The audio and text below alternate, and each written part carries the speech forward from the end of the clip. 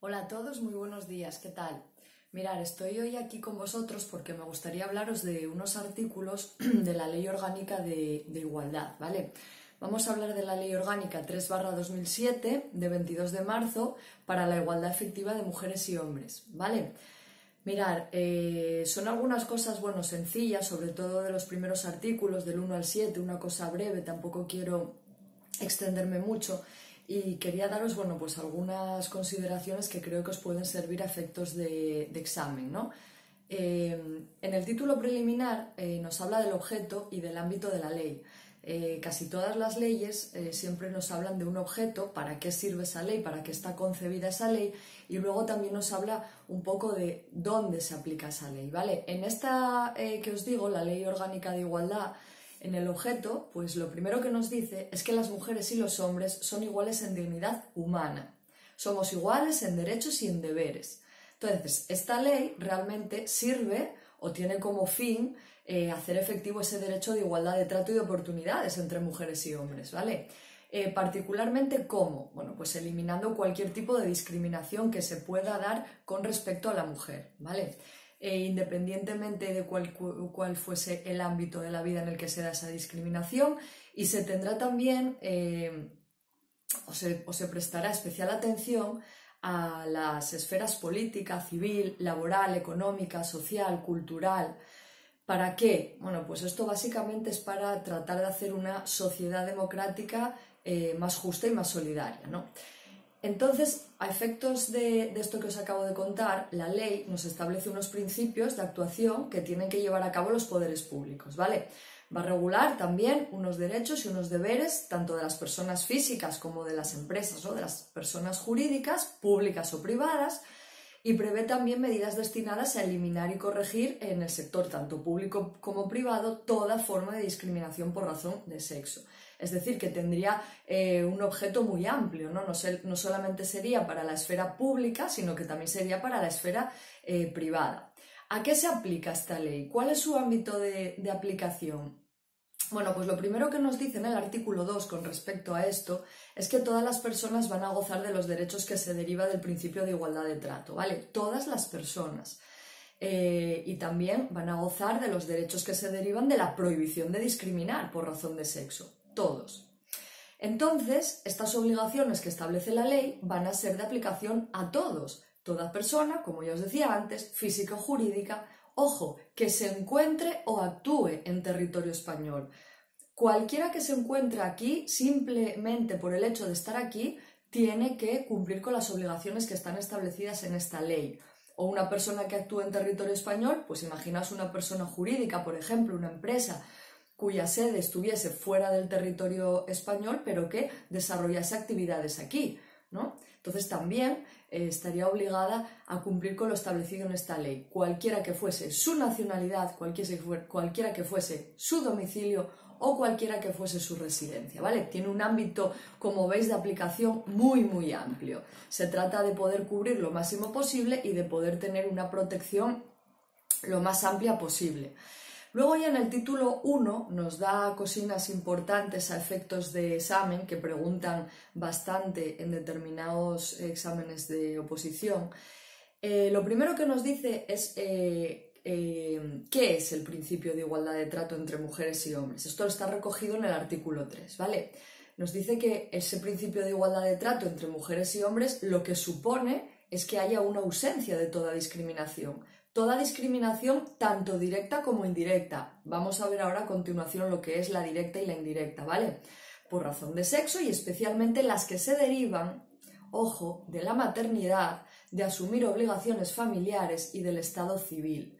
Tradicionalmente es cierto que nos guste más o nos guste menos, las mujeres siempre nos hemos visto bastante perjudicadas por todo el tema de la asunción de obligaciones familiares, ¿no? Muy complicado el poder conciliar la vida familiar y laboral. No digo que los hombres no, pero simplemente digo que tradicionalmente, en este sentido, el papel de la mujer siempre ha estado bastante más desfavorecido. Esto por un lado. Ese principio de igualdad de trato y de oportunidades tiene que ser un principio que informe el ordenamiento jurídico. Esto es muy importante. ¿Qué quiere decir esto? Que se va a tener en cuenta a la hora de interpretar normas, a la hora de aplicar normas, a la hora incluso de hacer nuevas normas. Hay que tener en cuenta. Tendrá que estar integrado ese principio de igualdad en todo el ordenamiento jurídico. Por eso se dice que informa, ¿no?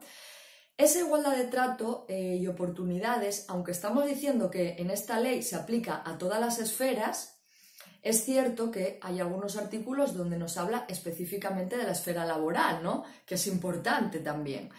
Entonces, ahí en el artículo 5 nos habla de la igualdad de trato y oportunidades en el acceso al empleo, en la formación, en la promoción profesional, en las condiciones de trabajo.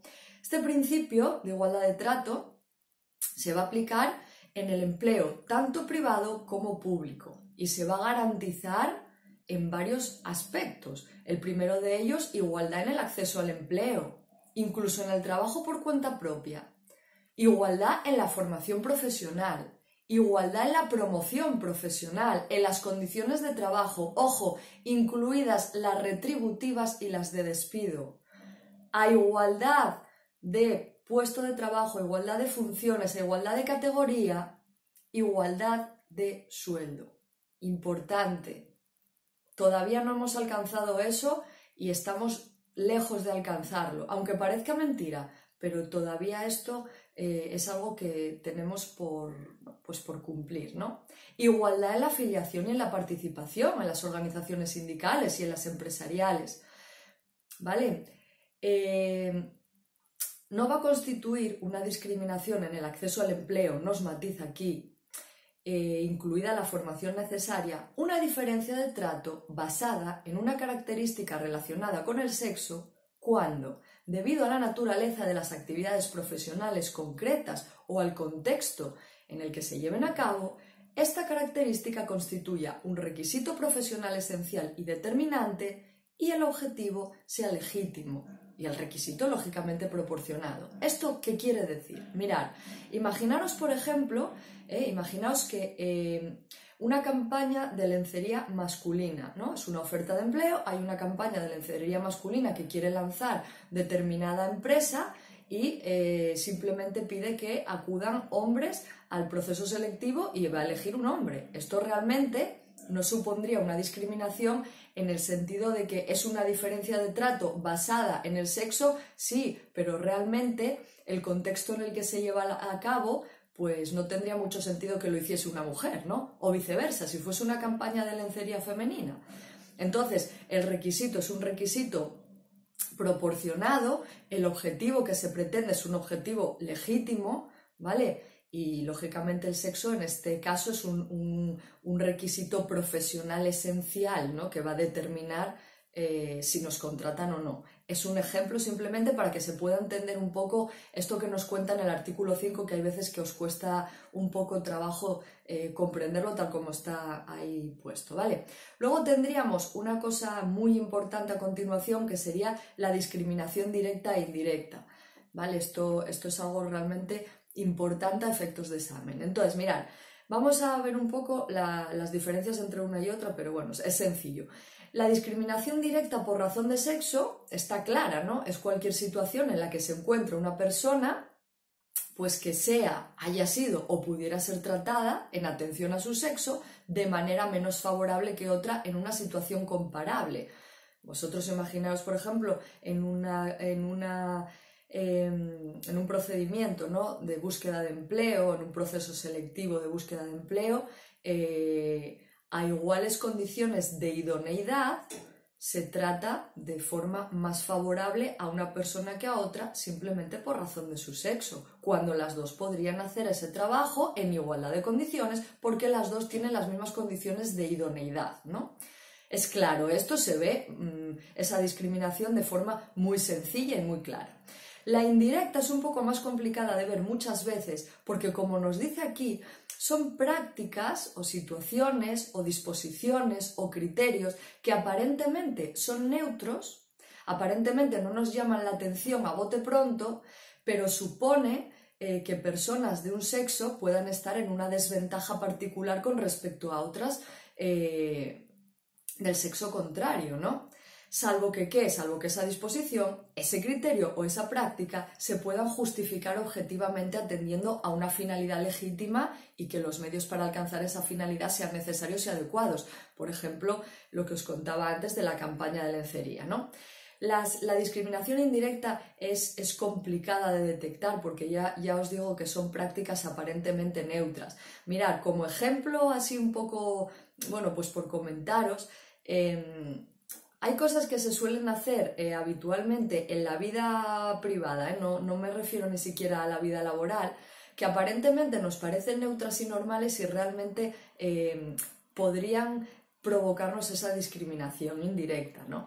Ejemplo muy básico, ¿no? Es cuando, si os fijáis, o muchas veces pasa que cuando vamos a coger el coche, un chico o una chica, vamos a ir juntos en coche, sobre todo si somos familiares o tenemos una relación estrecha, aunque los dos tengamos carne de conducir, parece que normalmente ya de forma instintiva se pone a conducir el chico, ¿no? Puede ser que no sea habitual en vuestro caso, ¿no? Pero bueno, digo que normalmente, por ejemplo, a mí muchas veces eso me pasa, ¿no?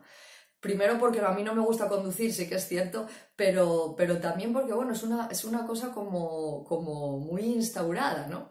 Me acuerdo también cuando íbamos a comer a veces a casa de mis abuelos, era siempre mi abuela la que se levantaba, la que colocaba, la que comía ella de pie. Entonces, bueno, son cosas que aparentemente igual nadie se da cuenta o no reparamos en ellas, pero sí que son discriminatorias, ¿no? Bueno, son ejemplinos de andar por casa, tampoco son cosas así muy técnicas. Pero bueno, creo que nos ayuda un poco a comprender mejor lo que quiere decir aquí, ¿vale? En ambos casos, tanto la directa como la indirecta, se van a considerar conductas discriminatorias por razón de sexo, ¿vale? Cualquiera de las dos. Otro artículo que creo que es importante, y en este vamos a terminar con el vídeo, ¿no? Es que el que nos habla del acoso sexual y del acoso por razón de sexo, ¿vale? A efectos de esta ley, ¿qué podríamos considerar que es acoso sexual?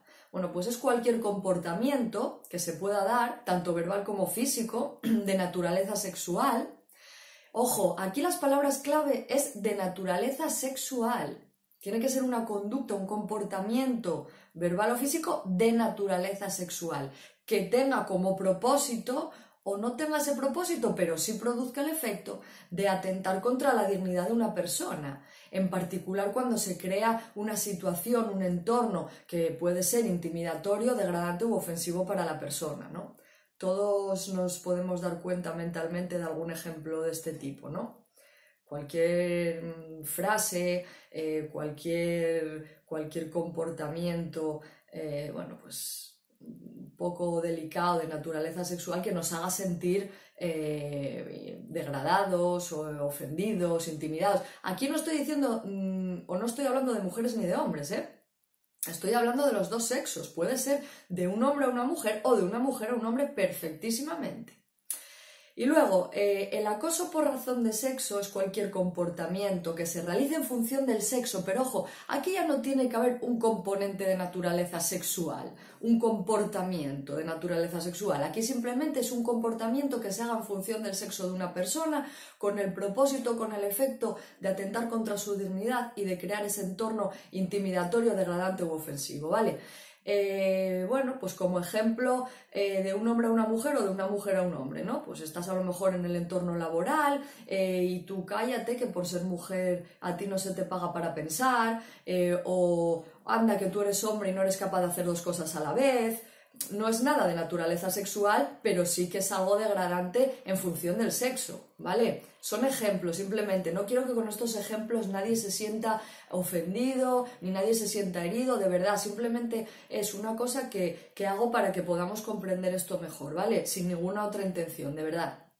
Ya os digo que tanto el acoso sexual como por razón de sexo puede ser, bueno, pues en cualquiera de los dos sexos, ¿vale? Luego también es verdad que nos dice aquí que el condicionamiento de un derecho o de una expectativa de derecho a aceptar una situación que constituya acoso sexual o acoso por razón de sexo también se va a considerar acto de discriminación. Mirad, imaginaos en el entorno laboral. No digo que tenga que ser solo en el entorno laboral, pero como ejemplo. Imaginaros el que estáis trabajando en un sitio y vuestra jefa o vuestro jefe pues os trata en razón de vuestro sexo mal, ¿no? Siempre os está degradando, humillando, en cosas relacionadas con vuestro sexo. Pero deja entrever que quizá, bueno, si vosotros aguantáis esa situación, pues podáis ascender, ¿no? Es una expectativa de derecho que os está creando ahí. Entonces, bueno, voy a aguantar esto, pues porque igual si yo no digo nada, pues asciendo y me va a venir muy bien, pues porque, bueno, pues me va a venir bien en mi vida, tener un poco más de dinero y ascender un poco en mi trabajo, ¿no? Esto también se considera un acto de discriminación por razón de sexo, ¿vale? Entonces, bueno, lo que quería comentaros en este vídeo era estas cosinas que os acabo de decir, que yo creo que, entre otras de la ley, porque la ley es importante, es más larga, pero para hacer una primera introducción creo que estas cosas que os fui comentando os servirían a efectos de poder hacer un buen examen, y luego ya, aparte del examen, también creo que os servirían pues para poder comprender un poco mejor lo que nos pone aquí con algún ejemplín práctico y sencillo de los que os acabo de dar, ¿vale? Bueno, pues espero que os haya servido el vídeo. Como siempre os digo, mucho ánimo, a estudiar, a sacar tiempo para ello, y seguro que os va a dar muy buenos resultados, ¿vale? Venga, muchísimas gracias a todos y nos vemos en el próximo vídeo. ¡Chao!